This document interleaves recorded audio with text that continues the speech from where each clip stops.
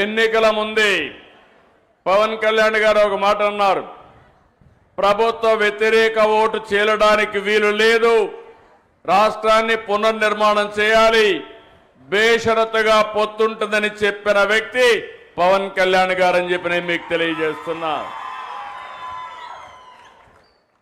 అన్ని ఆలోచించుకుని 3 పార్టీలు కూడా మేము ఒకే మాట చెప్పాం, రాష్ట్ర పునర్నిర్మాణం జరగాలి.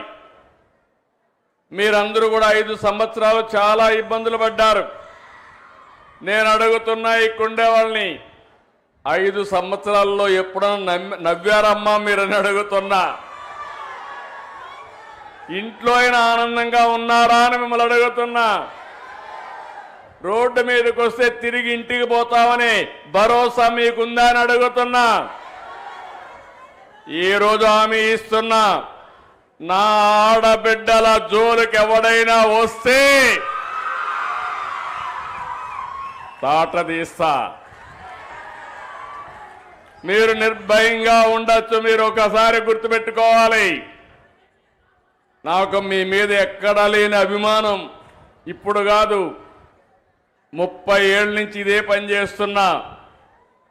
నేను మీటింగుల్లో చెప్పేవాడిని, ఆడబిడ్డల పరిస్థితి చూస్తే చిన్నప్పుడు తల్లిదండ్రుల పైన తల్లి తండ్రి కూడా వీక్ష చూపించేవారు.